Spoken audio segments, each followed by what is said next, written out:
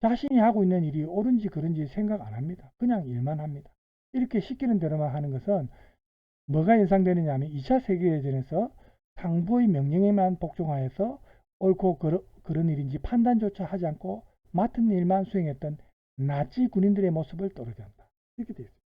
그렇죠? 그 당시 나치들이 이제 제3제국이라고도 하고 국가사회주의라고도 하잖아요. 나치들은 딱 명령에 따라서 그대로 하죠. 지시에 따라서. 제일 이제 위에 통수권자가 히틀러고 이제 밑으로 내려가죠. 그 나치 군인들의 모습이 떠오른다는 겁니다. 자, 그러면서 관련된 직접 인용을 했죠. 우리는 원치 않는 제3인종의 탄생을 묵인해야 할까요? 유색인종을 조장해서 흑인으로 돌아가게 해야 할까요? 아니면 그들을 백인들 같이 발전시켜서 백인사회에 흡수시켜야 할까요? 원주민 보호기구의 의장으로서 제게 주어진 책임은 그런 결혼을 승인하거나 막는 것입니다. 하인들과 농장 일꾼을 양성하고 있습니다. 수백 명들의 혼연아들을 모아와서 이곳에서 혜택을 주면서 모든 우리 문화를 제공하고 있습니다. 장차 이런 아이들을 교육하고 적응시킨다면 그들은 원주민으로 남지는 않을 것입니다. 그들이 원치 않더라도 그것이 원주민을 돕는 것입니다. 자, 이런 영화에 나오는 대사를 직접 인용했습니다. 원치 않는데도 자기들이 옳다고 생각하는 이게 얼마나 오만한 겁니까? 혼연아들을 어떻게 모아왔는지, 어떻게 모아오는지 여기에는 관심이 없습니다. 누가? 기부금을 내는 부인들이. 이 사람들은 혼연아들이 어떻게 왔는지는 관심이 없죠. 이러한 무관심이 서구의 제국주의를 성장하게 만드는 기반이 되었다. 또 직접 인용 나오죠. 몰리가 속삭인다. 저 아이들 많은 거야? 데빌 씨가 가장 좋아하는 노래를 부르는 거야. 누구? 데빌 씨가 가장 좋아하는 노래를 부르는 거야. 누구야? 맨 끝 의자에 앉아있는 사람. 여기서 한글자만 차이가 나죠. 네빌하고 데빌. 이 네빌을 니은을 디귿으로 바꾸면 데빌, 악마가 되어버리죠. 자기가 좋아한다는 노래는 고향과 부모를 잃은 토끼들의 처지에 더 적합한 사실은 그런 입장입니다. 그죠? 이 네빌은 왜 이 노래를 부르라고 시켰을까? 자신들이 잡아온 토끼들이 자기들의 이야기인지도 모르면서 고향과 부모를 점점 잊어가며 영험한 늘어간다는 점에서 뿌듯함을 느꼈던 것은 아닐까. 정말 네빌이 이 노래를 좋아했는지는 알 수 없다. 어쩌면 의도적으로 영화에서 네빌의 사악함, 서구 문명의 폐해를 강조하기 위해 넣은 장치일지도 모르지만 적어도 영화에서의 네빌은 남의 불행조차 행복으로 즐기는 냉연한 인간으로 나타나고 있다. 그렇죠? 이제 대사 중에 직접 인용한 걸 보면은 이리 와 괜찮아 이쪽이야 두려워하지 마 이리 와 이리 와 난 너희들을 해치지 않을 거야 조금 더 와 그렇지 넌 몰리지 그렇지 처음에는 모든 것들이 낯설게 느껴지겠지만 며칠 뒤면 괜찮아질 거야 이렇게 에, 예, 말을 좀 위안을 주는 듯한 말을 하지만 냉정한 그런 인간입니다. 그렇죠? 해치지 않겠다고 원래 당하는 사람만 알 뿐이다. 그렇죠? 피해자가 그걸 제일 절실하게 느끼지 가해자는 잘 모릅니다. 그렇죠? 처음에는 모든 것들이 낯설게 느껴지겠지만 며칠 뒤면 괜찮아질 거야. 이 말, 그죠? 이 말에서도 이 서구인들의 이중성이 드러난다. 이렇게 했습니다. 분명 수녀들은 복음을 전파하겠다거나 문명을 전파하겠다는 숭고한 의도로 이 일을 하고 있는 것으로 나온다. 그래서 항상 그들은 웃는다. 머리를 감겨주면서도 웃는다. 수녀들은 화내지 않는다. 하지만 그렇게 하느님을 사랑한다면 왜 아이들을 잡아와서 가정이 파괴되는 문제에는 일체 신경을 쓰지 않는 것인가? 적어도 양심이 있었더라면 문제 제기는 할 수 있는 상황들이다. 위선적인 모습이다. 만약 문제가 된다면 자신들은 할 일만 충실히 해느라고 발뺌할지도 모른다. 아까 앞에서 나치에 비유했는데 그 나치의 부역자들, 나치 종사자들하고 비슷하단 말이에요. 자, 직접 인용 봅시다. 수색자가 돌아왔네. 야, 수색자 딸, 너희 아빠가 올리브를 데리고 와서 잡았어. 잘했어. 모두 넌 거기 서 있어. 무두에게 말하는, 이제 고맙다고 말하는 것은 진심으로 고맙다는, 우리가 그런 생각을 하기 어렵죠. 도망친 올리브에게 대하는 태도만 보더라도 같은 인종이므로 올리브를 잡아 능력을 인정하기보다는 그냥 해야 할 일을 한 것으로만 생각합니다. 그런 의미로 고맙다고 하는 거죠. 서양 문화권에서 땡큐라는 것은 진심으로 우러나온다는 감사보다는 일상적인 표현에 더 가깝습니다. 그래서 여기도 나오지만 직접 인용을 볼까요? 너희가 도망칠 수 있을 것으로 생각했느냐? 너희들은 우리 손 안에 있어. 이리 와. 한번 뉴노르시아의 너희 남자친구가 너를 얼마나 좋아할지 보자고요. 그래서 이렇게 상황적으로 볼 때 이 도망친 올리브에 대한 비난이라고만 해도, 생각해도 우리가 되겠죠. 근데 영화의 전체적 흐름으로 볼 때 이 도망칠 잠재적인 아이들에 대한 경고의 메시지, 고주를 식민지화한 이 백인들의 오만함이 드러나는 그런 대사입니다. 그래서 이 장면은 또한 일반적인 헌법에서 볼 수 있는 우리 인간의 행복 추구권이나 자연권을 완전히 침해하고 있습니다. 즉, 서구인들은 비서구인들을 인격적인 주체로 보지 않고 자신들 마음대로 할 수 있는 그런 대상으로 보고 있습니다. 그걸 잘 보여주는 대사들이죠. 여기 또 그와 비슷한 대사를 한번 볼까요? 물론 딸은 여기 남겨둬야겠지. 자네 딸의 거취 문제는 논할 것도 없네. 당연히 여기 머물면서 계속 교육을 받아야지. 내 생각에는 당분간은 모두를 위해서나 자네가 여기 남는 것이 나을 것이다. 모두 자네 경우는 한 1년 후에나 다시 생각해보지. 하지만 그전에는 안 돼. 이 모두를 철저히 이용만 할 겁니다. 틀림없이. 그죠? 이런 대사를 보면 이용만 하고 나중에 토사구팽처럼 팽시키겠죠. 그래서 이런 대사를 보면 이 영어 대사는 한글 대사보다 더 건방지게 다가왔다. 단물만 빨아먹는 서구인들의 모습을 보여주고 있다. 무두를 친일파에 비유할 수도 있지만 사실 무두는 피해자적인 성격을 띈다고 생각한다. 무두를 친일파에 비유할 수는 없죠. 우리나라에서의 친일파는 완전히 일제히 부역하고 자기들의 부를 축적하면서 같은 동족들을 처단하는 데도 앞장서고 정말 비열한 사람들이었습니다.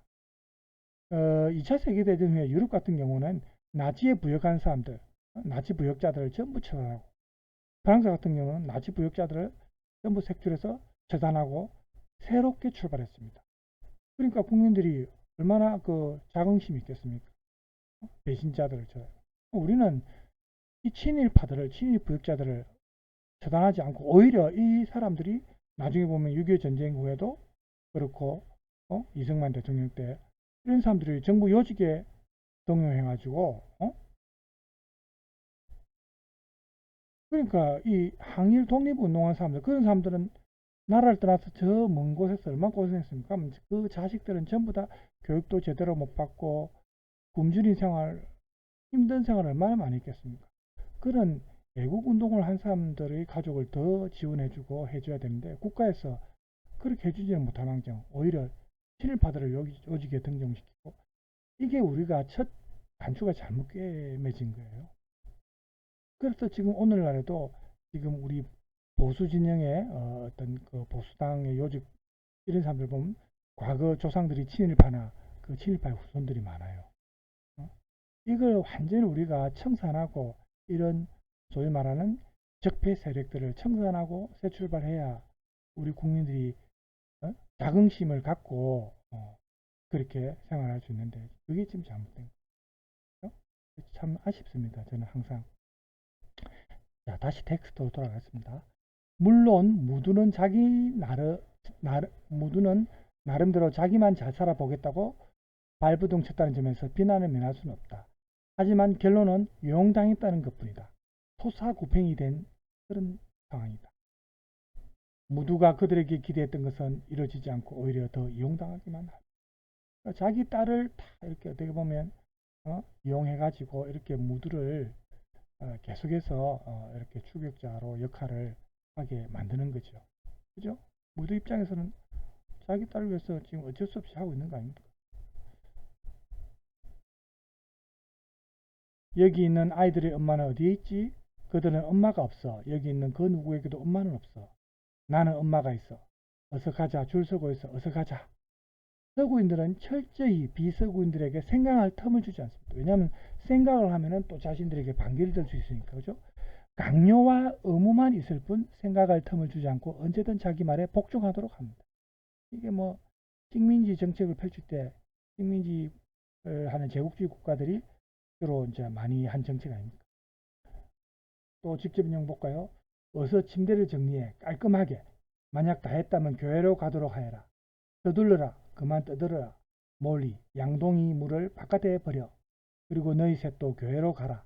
얘들아 어서 거기 가면 너희 늦을지도 몰라. 어서 서둘러. 뭐 이런 식으로 이제 직접 인용을 했는데, 일어난 후에 침대를 정리하는 것은 물론 교육의 일환입니다. 하지만 그동안 살아온 환경이 다른데도 문명이라는 이름으로 침대에서 자도록 강요하고 정리하도록 강요하는 데서도 오만함이 나옵니다. 원래는 이제 원주민들은 침대에서 자지 않았죠. 자기가 뭐 보금자리에서 뭐 지피나 이런 걸 깔고 동굴 속에서 자든지 뭐 오두막집에서 자든지 이런 식으로 했겠죠. 근데 이거를 자기들은 발달된 문명을 전파시키면서 자기들이 도와주었다고 하는 오만함을 지금 갖고 있습니다. 일어나자마자 교회를 가도록 강요하는 것도 사실은 종교의 자유를 침해한 거죠. 비판적인 내용입니다. 그죠? 원주민들이 믿는 어떤 토템 신앙이라든지 이런 게 있을 수 있죠. 그런데 교회를 가서 강제로 자기들의 신을 믿도록 한다는 거예요. 위의 그림에서 나오는 회초리를 든 아이는 서구가 어린아이들에게조차도 자신들이 누리는 비서구의 지배 방식을 학습하도록 자치라는 명목하에 은연중에 교육하고 있는 것을 보여주는 인물이다. 물론 잡혀온 처지에서 생활할 때에는 서로 친해지기도 하고 무두의 딸에게 양동이 하나라도 더 들게 만들어서 전체적으로 단결하려는 모습 또한 보인다. 하지만 무두의 딸을 싫어하게 만드는 것도 하얀 악마의 전략이라 생각한다. 정작 토끼의 적들은 하얀 악마들 자신인데도 토끼들을 서로를 싫어하게 만든다. 저 여자아이는 하얀 악마의 통치를 토끼들이 당연하게끔 받아들이도록 만든 절차의 일환일 뿐이다. 이와 관련된 내용을 지금 이제 인용하죠. 직접. 그는 신은 이 말이죠. 교회로 가라면서 신은 새들에게 날개를 주셨다. 모든 것들을 아름답고 빛나게 만드셨다. 모든 생물들을 자꾸 위대하게 만드셨다. 이런 식으로. 그렇죠? 그래서 이런 찬양은 토끼들을 합리적으로 통치하기 위한 수단입니다. 토끼들은 생각 없이 노래를 부르면서 하얀 악마에 대한 불만보다는 그냥 하나님만 감사하게 만듭니다. 종교 자체에 대한 비판은 아니지만 종교는 마르크스의 말처럼 아편이 되고, 종교도 거기에 깊이 빠지면은 뭐 가정이고 뭐고 아무것도 없죠. 종교에 미친 사람들 보세요. 종교에 너무 깊이 빠지면 굉장히 위험하거든요, 사실은. 그 생각할 여지를 안 주는 겁니다. 그죠? 직접 인용을 보면 우린 여기에 인력이 충분치 않습니다. 경비는 누가 부담합니까? 우리 부서 예산은 넉넉치가 않습니다. 바라건대 이번 일을 어떻게든 일상 업무에 포함시켜서 해주세요. 모든 신고 내용을 처리하고 모든 경찰서와 농장 등에 포스터를 붙일 수는 있습니다. 하지만 제 부하가 공무상 외부로 파견을 가야 한다면 경비는 그쪽에서 대시해야 되겠습니다. 전부 돈입니다. 돈. 문제가 애들이 없어졌는데도 예산 부담은 누가 할 것이냐, 이런 걸로 지금 토론을 하는 거예요. 그동안 물론 아이들이 도망간 시간을 벌게 되었다는 점은 뭐 다행이긴 하지만, 그렇죠? 여기 보세요. 여기에서 데리러 올게. 나와 함께 있어줘. 먹을 것을 갖다 줄게. 부인, 저는 빨래를 걷던 중이었습니다. 하얀 악마들이 자랑하던 교육의 결과는 결국 고작 하녀 만들기였음이 입증이 됩니다. 관련된 인용물 이렇게 나와있죠. 난 아이들의 어머니가 원룸나로 갔다는 소문을 퍼뜨리겠소. 아이들은 그쪽 방향으로 가고 있으니까 그들이 어떻게 행동하는지 지켜보기만 하면 될 것이오. 너희 중 누가 그러시지? 난 너희 어머니가 원룸나에 있다는 사실을 들었단다. 미카에 가서 기차를 타면 돼. 몰리가 말합니다. 이리와 듣지마. 그는 거짓말쟁이야. 몰리는 잘 알죠. 얘는 이간질하고 거짓말한다는 것을. 하얀 악마는 토끼들을 기만하는 존재입니다. 몰리는 이들의 말을 처음부터 믿지 않았기 때문에 탈출이 가능했고, 아까 말했던 대로 그레이시는 그렇지 않죠. 처음에는 그럴 수도 있겠다 생각하다가 그들이 던진 거짓말이 진짜일 것이라는 희망을 갖고서 결국 포로가 되죠. 그들과 엄마를 갈라놓게 한 주범은 하얀 악마인데, 그런 하얀 악마의 말을 믿는 것은 어? 거짓말일 게 뻔한데 엄마를 보고 싶어하는 그 마음, 아이들의 이 순수한 마음을 이용한 겁니다. 하얀 악마가 이 나무가 넘어갈 때까지 도끼로 사정없이 찍어대는 나무꾼처럼 이렇게 끈질긴 그런 집단이거든요. 짐사, 우린 떠날 거야. 그들은 고작 3주치 수당만 지급할 수 있대. 또 돈 문제죠. 어차피 이 사람들이 10번 찍어 안 넘어가는 나무가 없다는 불굴의 의지로 토끼들을 쫓아다닌 것은 다 돈 문제였습니다. 자기들이 성과를 올리면 그만큼 예산 편성이 더 되고, 수용소에서 이때까지 토끼들을 잘 교육시켰다고 광고 효과도 있고, 갑자기 이런 생활이 싫다고 토끼들이 나가버리면 이 그들의 주장은 신빙성이 없어지니까 자신들의 존재 자체가 위기에 직면하게 되는 상황이 되죠. 그래서 토끼들을 목숨을 걸고 끝까지 찾아내려고 하는 겁니다. 하얀 악마들에게 몰리나 그레이시나 데이지 이런 토끼들의 안전은 중요한 게 아닙니다. 필사적으로 찾기 위해 하는 게 대외적인 명분입니다. 그래서 저 백인도 미아를 애타게 찾는 것이 아니라 자기 수당을 받는 하나의 일거리로 보고 그런 대사를 하는 겁니다. 그렇지만 위선적인 그들은 각종 매체들에는 그들이 토끼들이 없어져서 100마리의 양들 중 잃어버린 한 마리의 양을 애타게 찾는 심정이다. 이런 식으로 매체에는 얘기를 하죠. 여기 나와 있죠. 없어진 2명의 혼의 아들은 토끼 보호용 울타리를 거쳐 지갈롱으로 돌아가고 있는데 그들을 체포하려는 우리들의 노력은 완전한 헛수고로 돌아갔어. 그러므로 난 그들이 지갈롱에 한 달 이내로 도착할 것이라고 예상하오. 당신은 지역 보안관으로서 지갈롱에서 그들이 도착을 기다렸다가 그들을 다시 잡을 수 있을 것으로 예상하오. 뭐 이런 식으로. 그죠? 이 영어 대본을 쓴 제작자의 의도를 추리해서 apprehend라는 단어는 체포하는 이라는 뜻이고, capture는 잡을 수 있는 이런 식으로 해석을 했습니다. 원래 원주민 혼혈아들의 부모 노릇을 한다던 네빌이 정말로 부모 역할을 했다면 apprehend나 capture라는 단어 대신에 find, 발견하다, 찾는다 할 때 find라는 단어를 써야 되거든요. 그래서 이런 게 이제 apprehend나 capture 이런 거는 범죄자들을 잡을 때 사용하는 단어 아닙니까? 즉 실종 아동을 찾는 게 아니고 체포한다, 잡는다라는 의미로 지금 이 단어를 썼단 말입니다.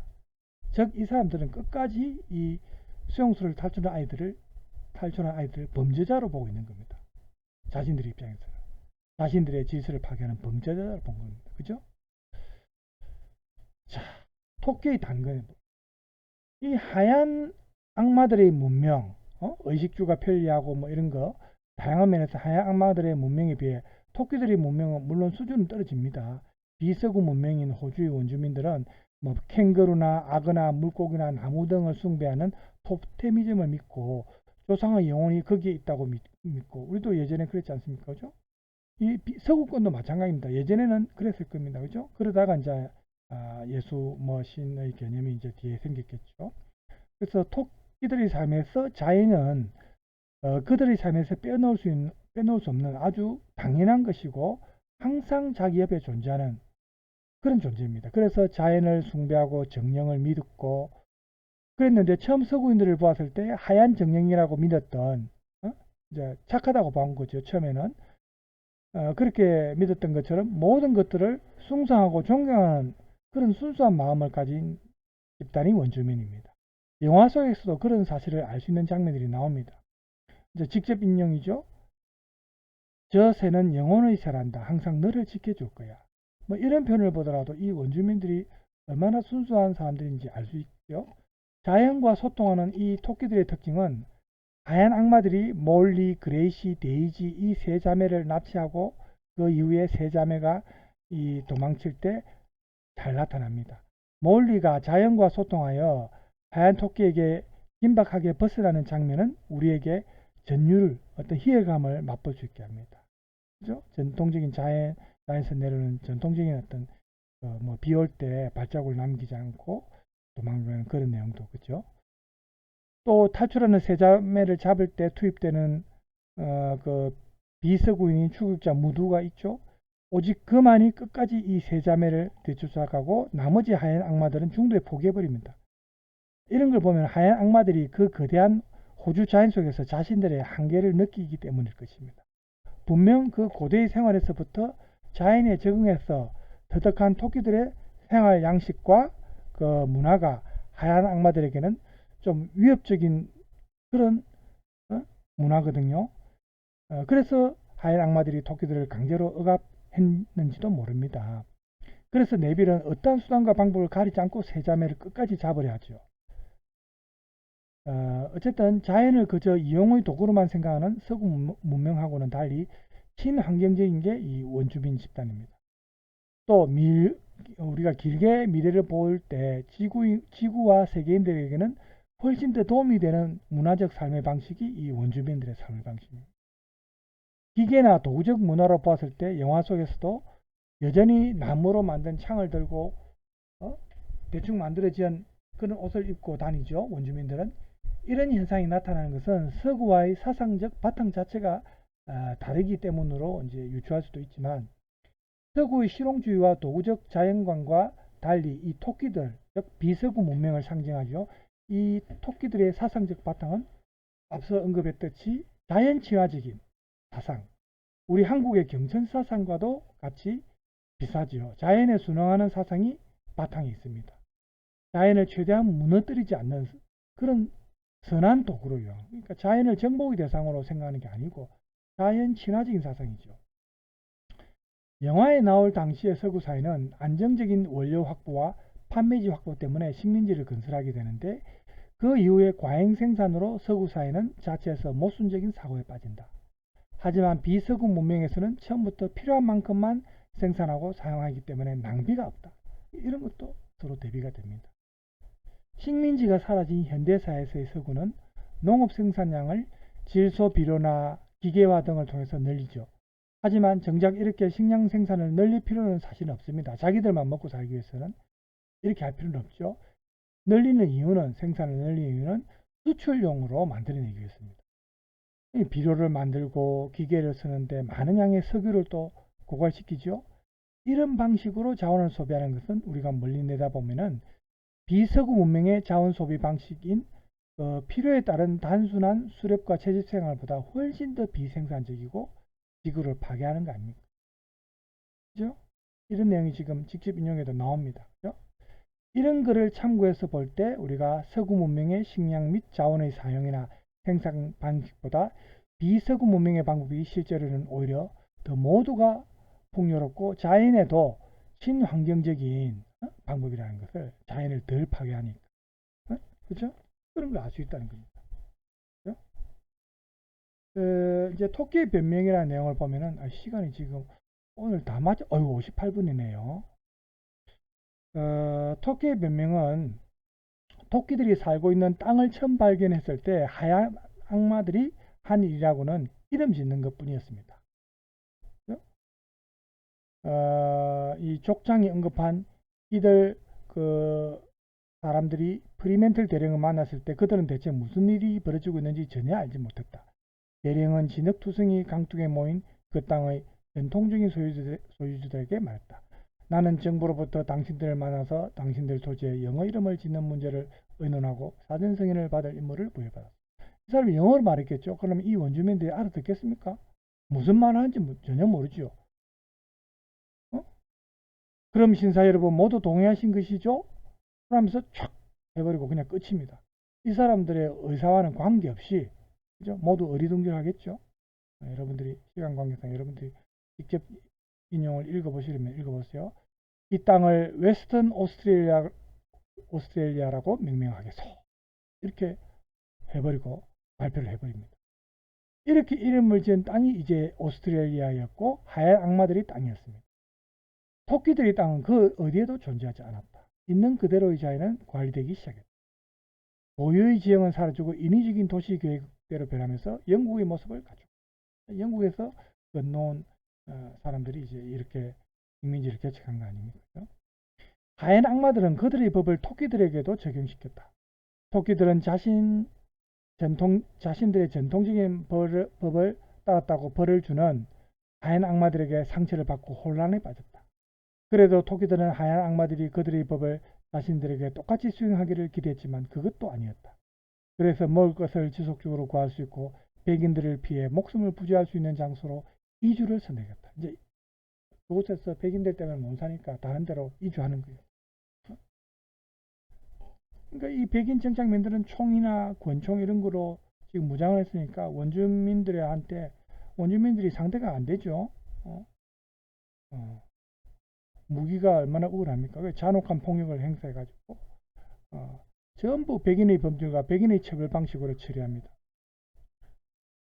그들에게서 빼앗은 수백만 에어크의 기름진 땅에 대한 보답으로는 미미한 선물이다.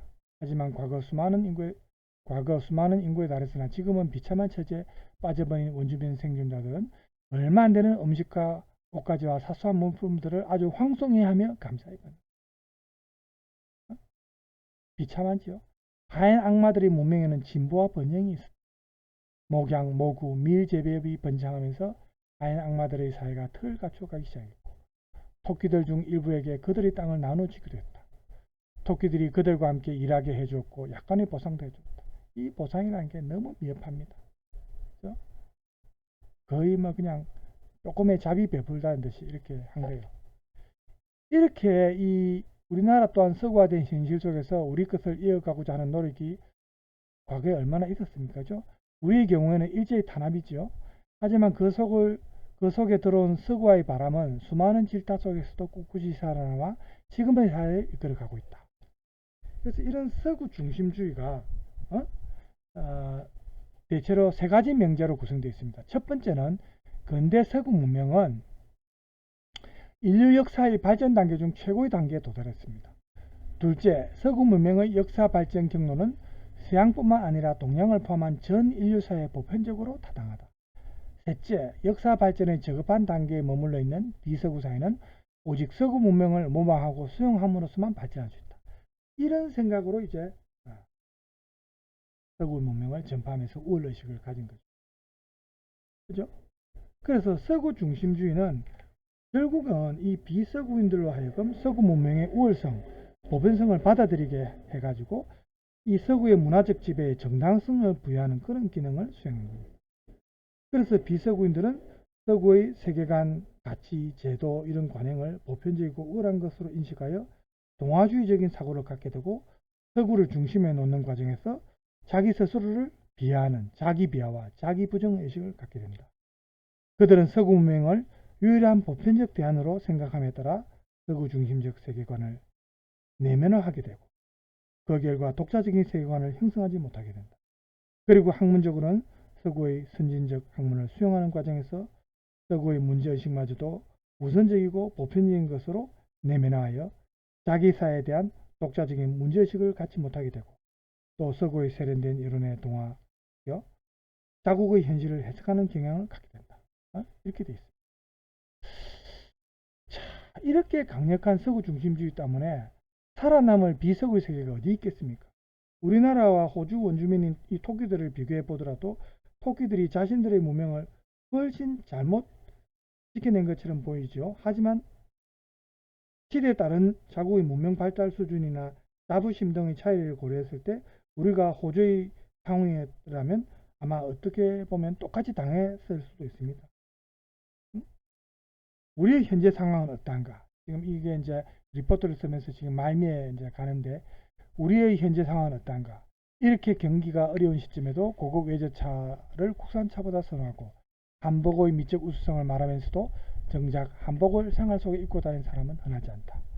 우리는 서구 동화주의적 사고를 갖고 있다는 것이 잘못됐다는 것을 인식하고 우리의 독자적인 사고가 필요하다는 것을 알면서도 서구에 매혹되어 자국을 서구화하고 있지 않은가 이런 말을. 자, 울타리 넘어 누가 더 좋은 당근을까? 지금 시간 관계상 지금 시간이 벌써 1시간 4분 5분이 됐어요. 네, 남은 부분은 그 울타리 넘어 누가 더 좋은 당근을 가졌을까? 그 다음에 건강한 당근 이 부분을 여러분이 텍스트를 통해서 읽어보시고 시간관계상 결론을 우리가 처리하고 이제 마칩시다. 그래서 우리가 이 지금 발표한 사람들의 입장을 들어보면은 토끼 울타리는 문화적 우월감에 사로잡힌 서구인들이 비서구인들에게 동화 정책을 시행함으로써 그들의 힘을 이용하여 비서구인들을 억압한 사건을 고발하는 영화다. 이렇게 결론을 지었습니다. 우리는 이 영화를 보며 서구인들이 비서구인들을 구제해야 할 의무나 권리가 있는가에 대한 생각을 가지고 서구인들이 비서구인들에게 행한 정책을 구체적으로 알아보고 비서구인들의 문화에 대한 필요성을 제고해 보았다. 보통 결론에서는 이렇게 본론에 했던 내용을 요약을 하면서 그 다음에 어떤 대안을 제시한다든지 뭐 이런 식으로 끝내거든요. 지금 요약하고 있는 과정입니다. 우선 영화의 주인공들이 영화에서 각각 어떠한 상징적 존재로 나타나는지 알아보았다. 대자매 토끼인 맏언니 몰리는 서구 문화를 배척하면서 자신의 문화만을 고집했고, 그레이시는 몰리와는 반대로 좀 더 남 문화에 안주하고 싶어 했다. 데이지는 자신의 의지는 상관없이 남이 하자면 다 따라하는 유형으로 국가의 정치와 사회 변화에는 무관심한 인물이다. 사실은 이 세 번째 유형이 제일 위험합니다. 무관심한 인물. 네? 네. 그죠? 비서구인이지만 서구의 편이었던 무드는 자신의 아이가 볼모로 잡혔기 때문에 원치 않는 일을 하면서도 어쩔 수 없이 서구의 편에서 일을 해야 했다. 다음, 하얀 악마의 수장 네빌은 자신이 생각했을 때 최선의 방법이라는 원주민 동화 정책을 토끼들에게 강압적으로 시키는 인물이었고, 수녀 또한 자신들의 문화만이 우월하다는 생각을 가진 하얀 악마였다. 다음으로 서구인이 비서구인에게 전파한 문화가 무엇인지, 그 방법이 무엇인지에 대해 좀 더 구체적으로 살펴보았다. 여기서 우리는 서구인들이 비서구인들에게 전파한 자신들의 문화는 분명 비서구인들의 문화보다 편리하고 청결하지만 서구인들이 비서구인들에게 문화를 전달하는 방법이 잘못되었다는 것을 알았다. 서구인들은 자신들의 모명이 제일 옳다는 믿음을 가지고 비서구인들의 터전을 강제로 빼앗고 그들이 편하기 위해 비서구인들을 자신들의 방식대로 길렀다. 그들은 말로만 비서구인들을 위한다는 위선적인 문명 전달이었다. 세 번째로는 비서구인들의 편에 서서 그들이 문화를 왜 지키지 못했는가에 대해 알아봤다. 토끼들의 눈에는 하얀 악마의 문명은 정말 달콤한 당근이었을 것이다. 하얀 악마의 말만 잘 듣는다면 그 맛있는 당근을 마음껏 먹을 것이기도 했지만 어차피 토끼들이 살아남는 방법은 그것뿐이었다. 즉 서구인들과 어울리지 않으면 살아남을 수 없다는 사회 심리적 압박과 그 달콤한 서구 문명의 유혹, 이 두 가지의 비서구인들은 그들의 문화를 지키지 못했다. 자, 마지막 봅시다. 마지막으로 그렇다면 앞으로의 올바른 문화 전달은 어떻게 되어야 하는가에 대해 생각해 봤다. 이게 어떻게 보면 대안 제시입니다. 이 조 발표의. 그렇죠? 그것은 궁극적으로 우월한 한 문화에 종속된다기보다는 문화의 틀을 깨어버리고 모두의 문화가 융합되어야 하는 것이었다. 그러기 위해 일단 올바른 문화 전달은 억압과 폭력이 없어야 하고 문화를 전달받는 나라가 선택적 수용을 할 수 있어야 합니다. 그렇죠? 뭐든지 우월한 문화라고 해서 그대로 받아들이는 것은 굉장히 위험성이 있다는 겁니다. 자신들의 전통 문화를 좀 뒤떨어진 문화라고 생각하고 그죠? 무조건 타국의 문화를 받아들이는 것은 굉장히 위험하다는 겁니다. 깊이 생각해서 선택적 수용, 우리 문화에 필요한 부분을 선택해서 수용해야 된다는 겁니다. 또한 각자의 문화가 절대적으로 우수하다는 생각을 버려야 한다. 그리고 각자의 문화를 이해하고 화합한다면 우리는 생활 속의 울타리를 뛰어넘을 수 있을 것입니다. 자, 이렇게 해서 리포트를 마쳤고 지금 뒤에 보세요. 참고문헌 해가지고 자기들이 참고를 했던 그 책들을 이렇게 인용을 했죠. 그래서 지금 시간이 조금 많이 걸렸지만은 어쨌든 오늘 이 부분까지 마쳐야 될 것 같아서 다른 때보다 오늘 조금 수업이 길어졌는데 여러분 이해해 주시기 바랍니다. 그래서 여러분들이 이 글을 보면은 어쨌든 형식이 제대로 갖춰졌죠. 학술적 형태의 글을 쓸 때 이런 형식을 갖춰야 되고 내용도 대학생으로서 할 수 있는 적당한 표현이 라고 저는 생각이 듭니다. 개인적으로. 지금 시간이 많이 걸려서 오늘 이 정도로 마치고요. 다음 시간에는 비평적 글쓰기로 넘어갈 예정입니다. 벌써 1시간 10분이나 됐네요. 자, 여러분 오늘 수고 많았습니다.